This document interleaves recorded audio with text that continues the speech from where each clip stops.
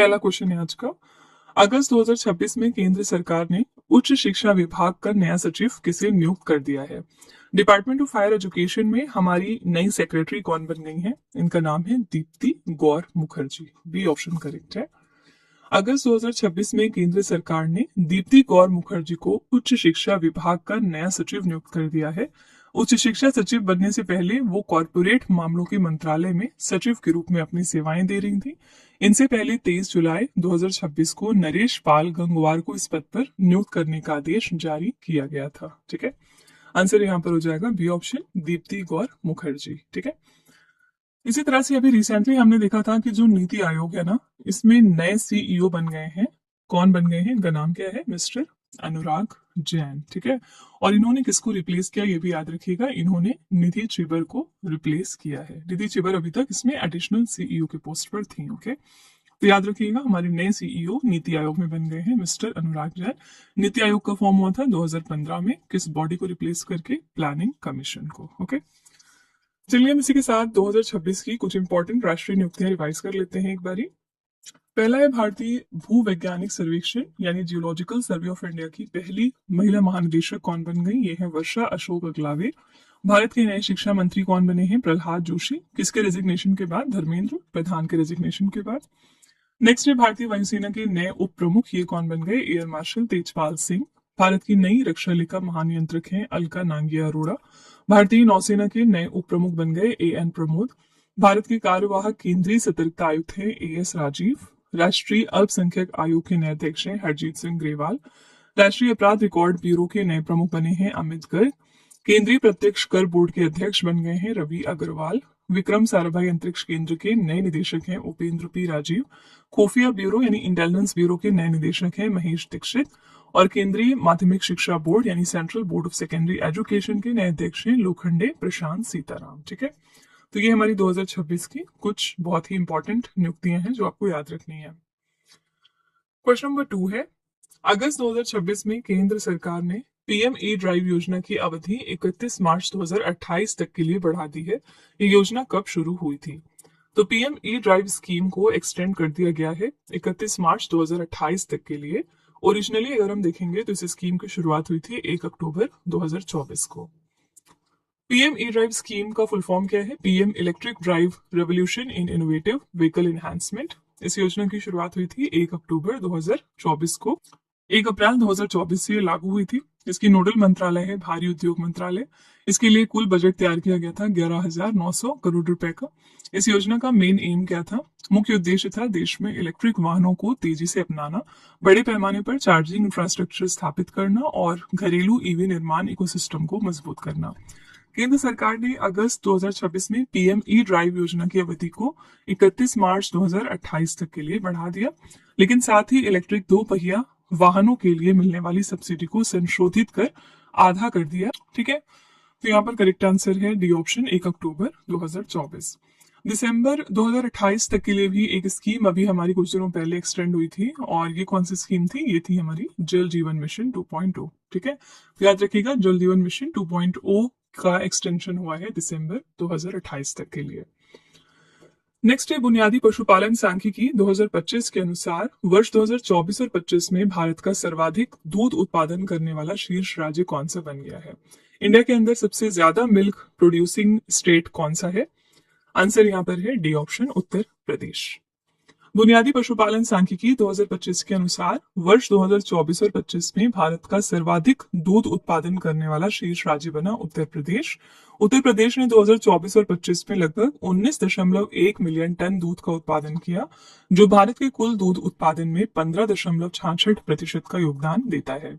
वर्ष 2024 और 25 के दौरान भारत का कुल दूध उत्पादन 247.87 मिलियन टन रहा। भारत दूध उत्पादन में विश्व में प्रथम स्थान पर है। ये फैक्ट याद रखिएगा। भारत की हिस्सेदारी कुल प्रोडक्शन में वैश्विक लेवल पर कितनी है? लगभग 25%। दूध उत्पादन करने वाले शीर्ष 3 राज्य देखेंगे तो पहले स्थान पर है उत्तर प्रदेश, दूसरे पर है राजस्थान और तीसरे पर है मध्य प्रदेश। आंसर यहाँ पर डी ऑप्शन, उत्तर प्रदेश। ठीक है, उत्तर प्रदेश में अभी कुछ दिनों पहले एक प्रोजेक्ट की शुरुआत हुई है जिसका नाम है प्रोजेक्ट गंगा। इसका रीजन क्या है, क्यों लॉन्च किया गया है? ताकि यहाँ पर जो दूर दराज के हमारे गांव हैं, यानी जो रिमोट एरियाज के विलेजेस हैं, वहां पर last mile internet connectivity provide की जाए। ठीक है, यानी यहाँ पर इंटरनेट बेहतर करने के लिए प्रोजेक्ट गंगा की शुरुआत हुई है। ठीक है, तो ये फैक्ट भी याद रखिएगा। अगर आपको याद हो, सिक्किम में कुछ दिनों पहले एक ऑपरेशन रन कराया गया था जिसका नाम था ऑपरेशन हिम सेतु। आपसे एग्जाम में पूछ सकते हैं कि ऑपरेशन हिम सेतु कहाँ पर लॉन्च हुआ था? सिक्किम में।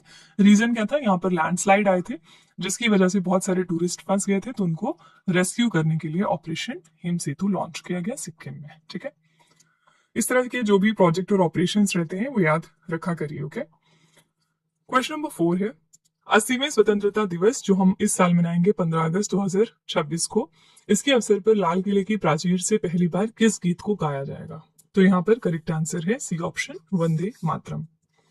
तो ये 80वां स्वतंत्रता दिवस है हमारा इस साल, और इस अवसर पर लाल किले की प्राचीर से पहली बार भारत का राष्ट्रीय गीत वंदे मातरम गाया जाएगा।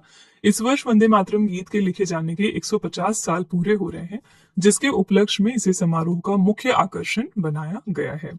इस साल के स्वतंत्रता दिवस की हमारी थीम है वंदे मातरम के 150 वर्ष और विकसित भारत @2047 के लिए युवा शक्ति। वंदे मातरम भारत का राष्ट्रीय गीत है जिसकी रचना बंकिम चंद्र चट्टोपाध्याय ने साल 1875 में की थी। बंकिम चंद्र जी ने इस गीत को अपने प्रसिद्ध ऐतिहासिक उपन्यास आनंद मठ में शामिल किया था 1888 में। ठीक है, 1882 में। ठीक है, आंसर यहाँ पर है सी ऑप्शन, वंदे मातरम। ठीक है, अगर आपको याद हो, जो हमारा इस साल का रिपब्लिक डे का सेलिब्रेशन था, यानी जो हमने 26 जनवरी को अपना रिपब्लिक डे मनाया था 2026 में, इसमें अगर आपसे पूछा जाए कि कौन से दो लोग हमारे यहाँ पर गेस्ट थे, तो पहले हैं यूरोपियन कमीशन के प्रेसिडेंट जिनका नाम है उर्सुला वॉन डर लेयन। ठीक है, और दूसरे इंपॉर्टेंट पर्सनालिटी यहाँ पर कौन थे? यूरोपियन काउंसिल के प्रेसिडेंट, और ये कौन है? Antonio Costa. ठीक है, तो ये क्वेश्चंस याद रखिएगा। कुछ क्वेश्चंस एवरग्रीन होते हैं और पूरे साल में वो कभी भी पूछे जा सकते हैं। अभी कहने को आपका 6 से 7 महीने पुराना करंट अफेयर्स है, लेकिन ये जो क्वेश्चन है ये पूरे साल ही कभी भी पूछा जा सकता है। ठीक है, तो ये दोनों लोग हमारे गेस्ट ऑफ ऑनर थे रिपब्लिक डे के ओकेजन पर, याद रखिएगा।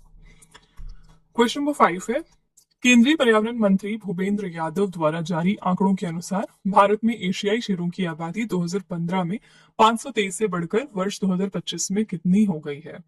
तो एक डेटा रिलीज किया है हमारे इन्वायरमेंट मिनिस्टर भूपेंद्र यादव ने, एंड इसके अकॉर्डिंग एशियाटिक लॉयन पॉपुलेशन की जो संख्या है इंडिया के अंदर, वो पहले 523 थी 2015 में, लेकिन अब 10 साल के बाद 2025 में ये हो गई है 891। ये ऑप्शन करेक्ट है।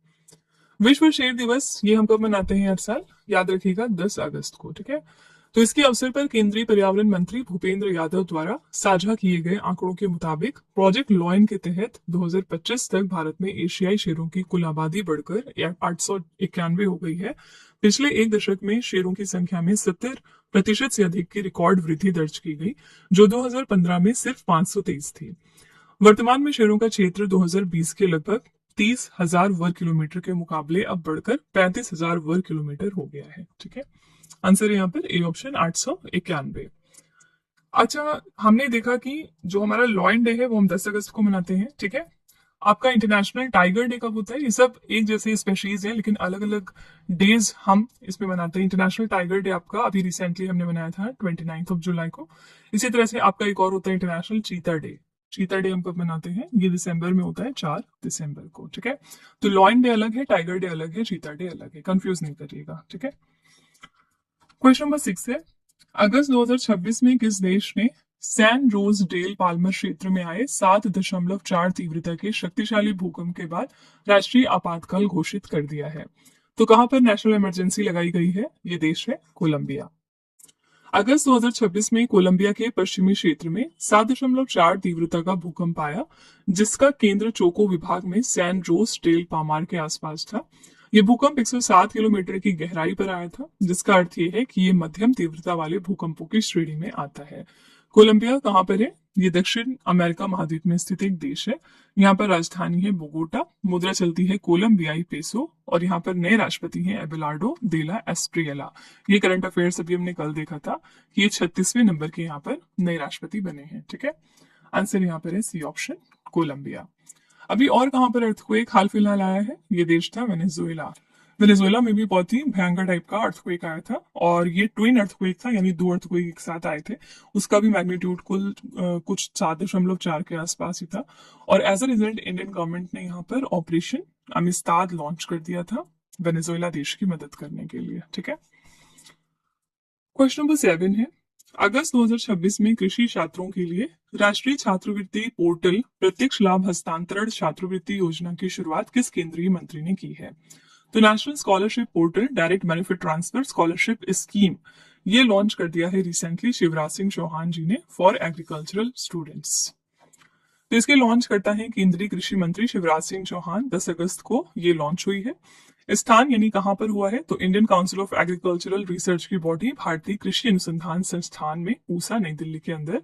इस योजना के तहत देश भर के 6,000 से अधिक कृषि छात्रों के खातों में 21.35 करोड़ रुपए की राशि ट्रांसफर की गई है।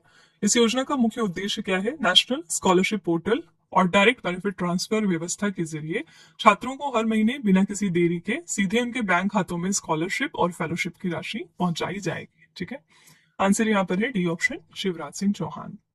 ठीक है, अभी कुछ दिनों पहले हमने देखा था कि कौन सा पहला स्टेट है जिन्होंने एक सेपरेट लॉ और पॉलिसी क्रिएट की है वुमेन फार्मर्स के लिए। पहली बार ऐसा करने वाला ये स्टेट है महाराष्ट्र। ठीक है, याद रखिएगा, अब तक कोई भी राज्य ऐसा नहीं था जिन्होंने वुमेन फार्मर्स के लिए एक सेपरेट इस तरह से पॉलिसी क्रिएट की हो। महाराष्ट्र ने पहली बार ऐसा किया है। और इसी के साथ यूनाइटेड नेशन ने 2026 को डिक्लेयर किया है as the international year of women farmer. ये भी फैक्ट याद रखिएगा। ठीक है, क्वेश्चन नंबर 8 है, भारत के पहले निजी रूप से विकसित 800 kilo newton full flow staged combustion rocket engine का क्या नाम रखा गया? इसका नाम क्या रखा गया है? आंसर है बी ऑप्शन, एवरेस्ट। भारत के पहले निजी रूप से विकसित 800 kilo newton full flow staged combustion rocket engine का नाम एवरेस्ट रखा गया। इसे बेंगलुरु स्थित अंतरिक्ष प्रौद्योगिकी स्टार्टअप एस्ट्रोबेस स्पेस टेक्नोलॉजीज द्वारा विकसित किया गया। ये इंजन लिक्विड ऑक्सीजन और लिक्विड मीथेन प्रोपेलेंट पर काम करता है। इस तकनीक के साथ भारत रूस, अमेरिका और चीन के बाद फुल फ्लो स्टेजड कंबशन तकनीक हासिल करने वाला चौथा देश बन गया है। इसे भविष्य के पुनः उपयोग योग्य मीडियम लिफ्ट लॉन्च वाहनों के लिए डिजाइन भी किया गया है। ठीक है, आंसर यहाँ पर है बी ऑप्शन, एवरेस्ट। ओके, यहाँ पर विक्रम 1 भी ऑप्शन में है। विक्रम 1 क्या है? ये देश का पहला प्राइवेटली डेवलप्ड ऑर्बिटल क्लास का रॉकेट है। ठीक है, और इसके बारे में कई बार हमने बात भी की है। और खास बात यह है कि इसको किस कंपनी ने डेवलप और लॉन्च किया था, तो याद रखिएगा स्काई रूट एरो स्पेस ने। ठीक है, और इस वजह से ये कंपनी काफी चर्चे में आ गई थी। क्वेश्चन नंबर 9 है, अगस्त 2026 में संसद द्वारा पारित बैंकर्स बुक्स एविडेंस बिल 2026 ने किस ब्रिटिश कालीन कानून को निरस्त करके उसका स्थान ले लिया है? तो इस बिल ने किस एक्ट को रिप्लेस किया है? आंसर यहाँ पर है बैंकर्स बुक्स एविडेंस एक्ट 1891 का। तो संसद ने अगस्त 2026 में 135 साल पुराने ब्रिटिश कालीन बैंकर्स बुक्स एविडेंस एक्ट 1891 को निरस्त करके उसकी जगह पर बैंकर्स बुक्स एविडेंस बिल 2026 को पारित किया। बैंकर्स बुक्स एविडेंस बिल 2026 को केंद्रीय वित्त मंत्री निर्मला सीतारमण ने 3 अगस्त 2026 को लोकसभा में पेश किया था। लोकसभा ने इसे 5 अगस्त 2026 को और राज्यसभा ने 10 अगस्त 2026 को मंजूरी दी। मुख्य उद्देश्य क्या है? आधुनिक डिजिटल और वर्चुअल बैंकिंग, क्लाउड स्टोरेज तथा इलेक्ट्रॉनिक रिकॉर्ड्स को अदालती कार्यवाही में साक्ष्य के रूप में वैध और स्वीकार्य बनाना। ठीक है, तो आंसर यहाँ पर था D option, bankers books evidence act 1891। कौन सा हमारा बैंक है जो दुनिया का बेस्ट कंज्यूमर बैंक अभी रिसेंटली साबित हुआ है? ये है हमारा स्टेट बैंक ऑफ इंडिया, यानी भारतीय स्टेट बैंक। ये दुनिया का बेस्ट कंज्यूमर बैंक साबित हुआ। साथ ही इंडिया के अंदर ये बेस्ट बैंक था, बेस्ट बैंक इन इंडिया। ठीक है, क्वेश्चन नंबर 10 है, अगस्त 2026 में प्रधानमंत्री नरेंद्र मोदी ने किसकी आत्मकथा Triumph of the Indian Republic my life my struggles का विमोचन किया है? ये किसकी ऑटोबायोग्राफी है? आंसर हो जाएगा बी ऑप्शन, रामनाथ कोविंद जी की। अगस्त 2026 में प्रधानमंत्री मोदी ने भारत के 14वें राष्ट्रपति रामनाथ कोविंद की आत्मकथा Triumph of the Indian Republic my life my struggles का विमोचन किया। यह आत्मकथा रामनाथ कोविंद के शुरुआती जीवन के संघर्षों, उनके सार्वजनिक जीवन और देश के राष्ट्रपति पद तक पहुंचने की प्रेरणादायक यात्रा का व्यक्तिगत विवरण प्रस्तुत करती है। आंसर है यहाँ पर बी ऑप्शन, रामनाथ कोविंद। ठीक है, हमारे प्रेजेंट में अगर हम बात करें तो वाइस प्रेसिडेंट कौन है? ये है सीपी राधा कृष्णन, ठीक है। और पहले ये महाराष्ट्र राज्य के गवर्नर हुआ करते थे, लेकिन जब ये सीपी राधाकृष्णन जी बन गए वाइस प्रेसिडेंट तो ये पद खाली हो गया था और इसको बहुत दिनों तक फिर आचार्य देवव्रत ने फुलफिल करके रखा था। यानी आचार्य देवव्रत यहाँ पर एक्टिंग गवर्नर बना दिए गए थे। आचार्य देवव्रत ऑलरेडी गुजरात के गवर्नर थे, ठीक है। लेकिन अगर हम प्रेजेंट में बात करेंगे तो अब महाराष्ट्र में नए गवर्नर कौन बन गए हैं, इनका नाम क्या है, जिष्णु देव वर्मा, ठीक है। तो सारे करंट अफेयर्स इस तरह से एक दूसरे से रिलेटेड ही होते हैं, आपको बस जरूरत है यहाँ पर नजर रखने की, ठीक है। क्वेश्चन नंबर 11 है, रोमानिया में आयोजित इंटरनेशनल लिंग्विस्टिक्स ओलंपियाड 2026 में भारत ने कुल कितने पदक जीते हैं। ये चैंपियनशिप कहाँ पर हुई, रोमानिया देश में, और यहाँ पर भारत ने कुल 4 पदक जीत लिए हैं। रोमानिया में आयोजित इंटरनेशनल लिंग्विस्टिक्स ओलंपियाड 2026 में भारतीय टीम ने कुल 4 पदक जीते, जिनमें से 1 स्वर्ण है और 3 कांस्य पदक है। इसके अलावा एक छात्र को ऑनरेबल मेंशन भी मिला। और पदक विजेताओं के नाम यहाँ पर देखेंगे तो स्वर्ण पदक मिला श्री लक्ष्मी वेंकट रमन को, और कांस्य पदक जीता है आरव अनिल राव, निशांत शंकर लक्ष्मण और अद्वय मिश्रा ने, ठीक है। आंसर यहाँ पर हो जाएगा ए ऑप्शन, 4 पदक। जैसे ही आपने यहाँ पर रोमानिया देखा, आपको तुरंत याद आना चाहिए कि अभी कुछ दिनों पहले हमारी प्रेसिडेंट द्रौपदी मुर्मू गई थी रोमानिया देश की विजिट पर। बेसिकली हमारी प्रेसिडेंट 3 देशों की विजिट पर निकली थी। पहला देश था यहाँ पर रोमानिया, दूसरा था नॉर्थ मैसेडोनिया, ठीक है, और तीसरा देश था मोल्डोवा, ठीक है। इन तीनों देशों की विजिट कर अभी रिसेंटली आई है हमारी प्रेसिडेंट द्रौपदी मुर्मू। कमेंट में जरा बताइएगा कि इस विजिट के दौरान कौन से देश में हमारी प्रेसिडेंट ने महात्मा गांधी जी का एक बस्ट अनवील किया था, एक महात्मा गांधी जी की हाफ स्टैचू को अनवील किया। इन तीनों में से कौन सा देश है, आपको इसका जवाब कॉमेंट में लिखना है, ठीक है।